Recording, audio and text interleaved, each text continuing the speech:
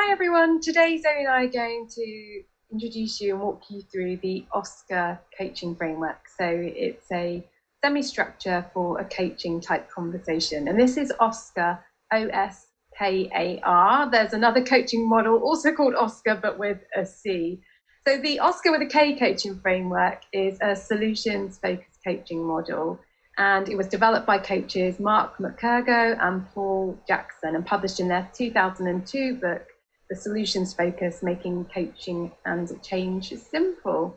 So if we start with the first letter, so the O in the OSKAR model stands for outcome. So it's the first step.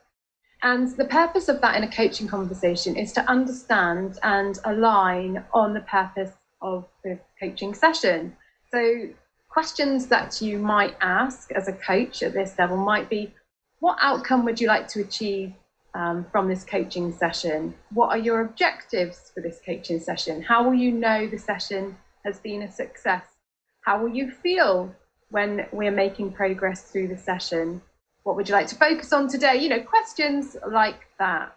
Yeah, and what you'll see if you've watched our other videos and other coaching models is there's often, this is common ground. You know, every single coaching conversation that you starts with knowing where you're going. And that's one of the differentiators between coaching conversations and any other kind of conversations, that coaching is future focused. So whenever you come across a coaching model, it's not going to be unusual that it starts with some kind of describing what you would like to have happen.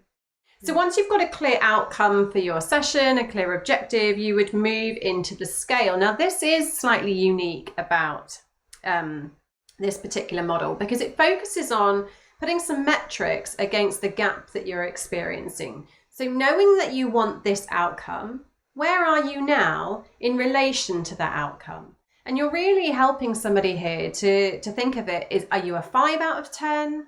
Are you a 2 out of 10? Are you a 6 out of 10? And what this does is it takes a marker in time, enabling that person to get clarity on where they are. And if you're doing more than one conversation about this, you can then check in with, okay, so last week you were a 2 out of 10. How are you doing this week? And they might say, oh, I'm a 4 out of 10 because I've shifted in this area. So it really helps to just bring clarity for the person that you're working with to be able to understand their current situation.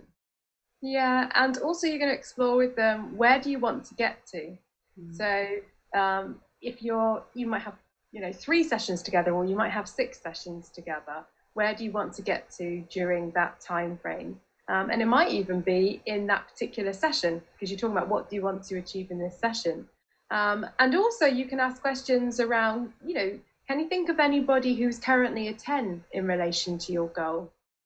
Because you might draw some knowledge or some ideas from that later on in your conversation. Sometimes they also suggest that you ask them to compare themselves to others. So how would you rate your peers, for example, on this same scale? So understanding what is the environment that your client is in or experiencing. So the third stage, the K, stands for know-how and resources, really. And it's to help them understand and connect with the skills and the resources that they need in order to reach their goal. So it's about helping them to understand what their current capabilities are, as well as those that they're going to need to acquire along the way. So it starts to help them go from a loose idea of what they might want to achieve to get more specific around it. So questions that you can ask at this stage is, what knowledge do you need to help you achieve your goal? What other resources will you require in order to make this progress? What do you need to learn? What support do you need? You might go a bit deeper and ask them here about beliefs. What will you need to be believing in order to achieve this? Well, there's some of our favorite, questions to go a bit deeper. What new skills do you need to invest in to help you reach your goal? So if there's a gap between what they currently have and what they're going to require to get this, what else do you need to change in order to achieve your goal? So it's not an exhaustive list, but there are some questions to get you just thinking about, okay, what are the questions that I think would be helpful to explore in this step of the model? Yeah, and you've shared some questions there to take it deeper, and I think a lot of the know-how phase can be around doing, but I think you can also bring a flavour of how do you need to be in order to achieve this goal? Because I think that will help people to maybe shift their mindset around, right, I need to do this training and I need to achieve that resource, into actually I need to be more assertive, or I need to be more confident, or I need to be more relaxed, or I need to be, calmer. So you can bring both flavors of what do you need to do, but also what do you need to be. So then the next stage is around affirm and action. So this is really about reflecting on what you've covered so far and thinking about, so what is it that you want to take forward and commit to as you start to move towards the outcome that you've set. So you might ask questions around what's been useful for you here. What is it that stands out for you? What are some of the actions that you're already thinking you're going to take? So starting to build up to some commitments. What would be most useful for you here? What will you do is ultimately the destination where you want to get to. And I think also taking it one step further than that, once you've identified the actions that the client will do, is to support them in, so how are you going to do that? Because many people will set themselves in action, right, I'm going to go and speak to my manager and have a conversation about that I feel micromanaged, as an example. Great.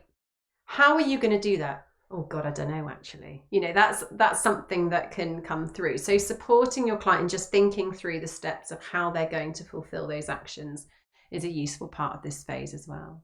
Yeah, and I think this model is also influenced by a strengths perspective. So in this level, asking questions around what's working well at the moment, you might also ask what strengths have you been using that have enabled you to be at a 6 in relation to achieving this goal already. And you might ask, simple questions like, what are you going to start doing? What are you going to stop doing? What will you continue doing? For example, they're a useful set of 3 to have in your toolkit, I think, as a manager, but also for yourself. And you want to kind of help them to break it down. So what's your first next step? Because, somebody's thinking about going from a 6 to a 10. That's quite a big leap if they've been at 6 for 5 years. So what's the first next step? What are the first few, what is something you're going to do between now and our next session that's going to take you a step closer to achieving your goal? So the final step is review, and that is something that you would do in your next conversation. So it's about helping them to reflect on their progress, celebrate their achievements or their learning. What have they learned? If it didn't go to plan, that's okay. And it's about accountability and helping them to move forward. So you might ask questions around what new things are you doing? What old things have you stopped doing? How do you feel about your progress?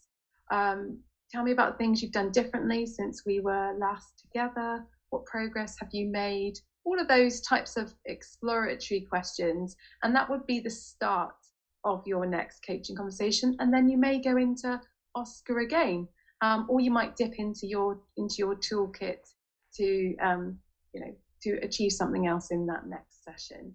Yeah. So OSKAR has similarities to GROW, similarities to CLEAR, as Zoe said, and the other models. But we do find that people have their preferences for different ones, and sometimes you might just want to experiment with a new structure.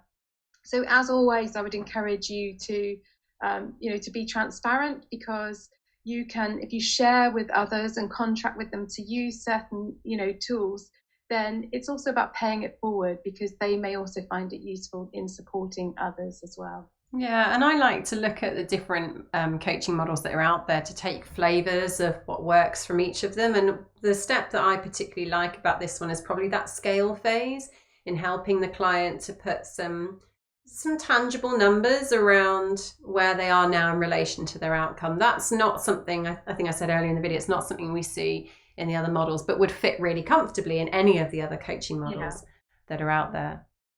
So that's another video from us. If you're looking for training to be a coach or some coach development training, then come and check out our website, www.igcompany.co.uk.